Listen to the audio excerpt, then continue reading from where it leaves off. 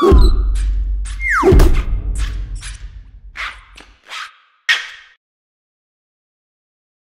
everyone, welcome to another Goody Reader review video. My name is Michael. This is Peter. Today we're taking a look at the Firefox Flame. This is the latest developer reference smartphone on the market, and it runs the latest version of Firefox OS.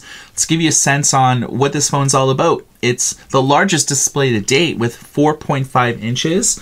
The resolution though is 854 by 480. It does have a dual core processor, a 5 megapixel rear facing camera, and a 2 megapixel front facing camera. This is only a 2G and 3G phone, so it's not likely to be your phone that you carry in your pocket on a daily basis because the speed just simply won't do. Peter, why don't you give us a closer look on exactly what's going on with this? This actually looks rather nice, utilizing the themed colors of Firefox on the earpiece and the home, or wipe away the entire device and go back to the home screen button. That kind of just bypasses all the backs you have to press. There are no back or more buttons on the side here. It's going to be all software. You have a camera on the top right corner. You have volume up and down. You have a back-facing camera with flash, a speaker, and a microphone for recording video. You have 3.5mm headphone jack with a power button. Nothing on the other side. Microphone for talking and micro USB. This phone also has an SD card slot and a dual SIM card capability. This is the main UI of the phone.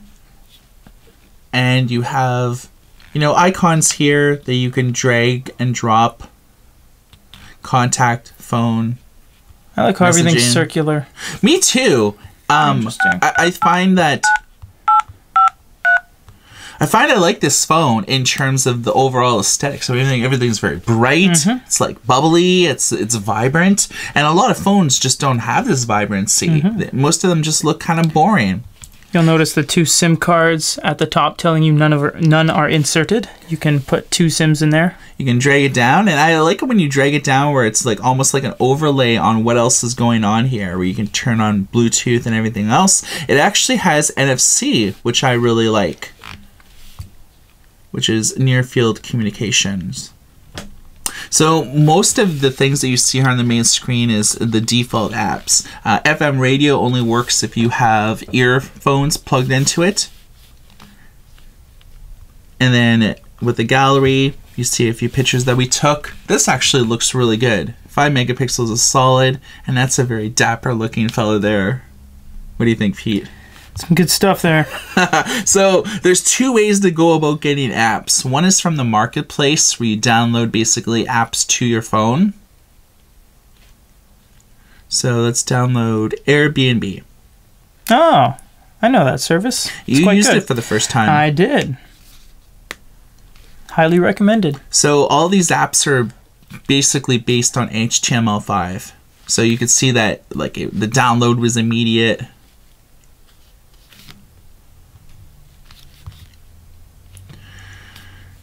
And you see here, these are basically shortcuts to websites.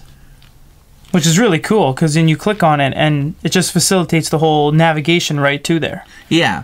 So if you want to, say, access Pinterest, instead of opening up like a dedicated app, you're basically opening it up. But you wouldn't know that it's not an app because it looks like you don't really kind of get that web browser experience with there. They automatically conform it to the mobile experience.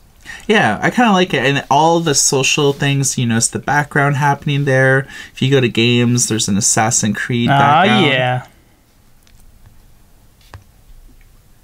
So you can actually play sort of these games online. Kind of give you a sense. Maybe like click on World at War.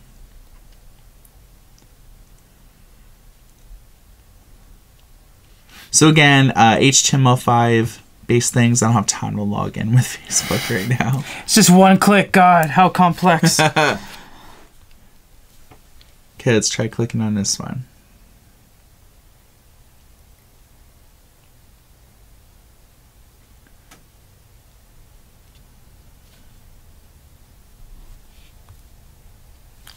Kill him.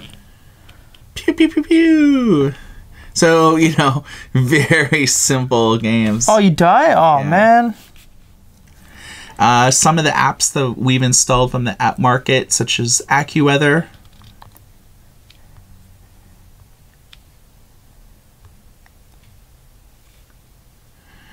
Pulse doesn't work.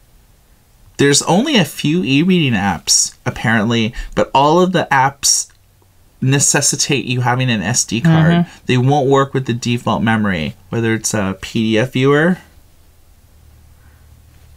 or an EPUB reader. Exactly.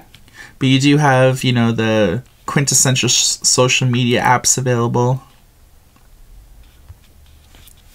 Twitter, Facebook, all the useful preloaded good stuff. Yeah. So this is sort of like how it looks in a dedicated Firefox environment. I would almost say this looks just as good, if not better, than the iOS app. It's very similar to the BlackBerry app, actually, in presentation and layout.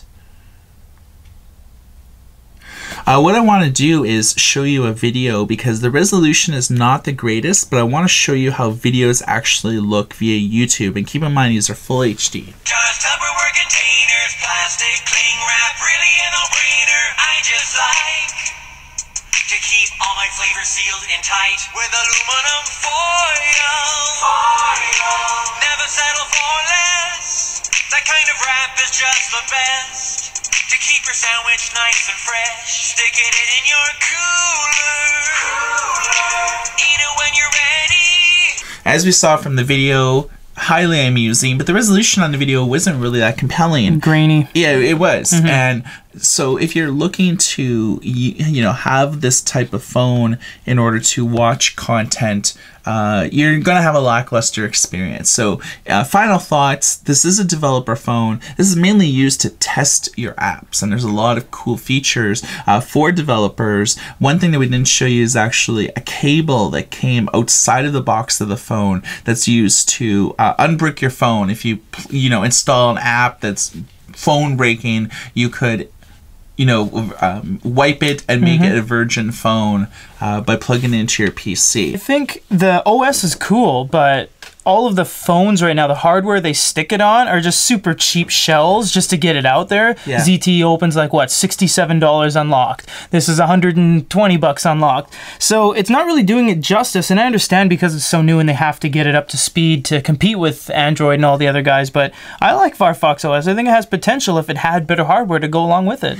Well, there's certainly more Firefox OS phones out there than there are Tizen phones or any of the other alternative operating systems out there. I think you look at iOS, Android, Windows Phone, BlackBerry, and then everyone else. And Firefox, I think, out of everyone else, probably is doing the best jobs in terms of presentation. The phone quality is there. This is a really nice polished phone. I mean, visually, it's really nice. It's an arresting design. Dual SIMs will appeal to a lot of people, certainly if you like to travel.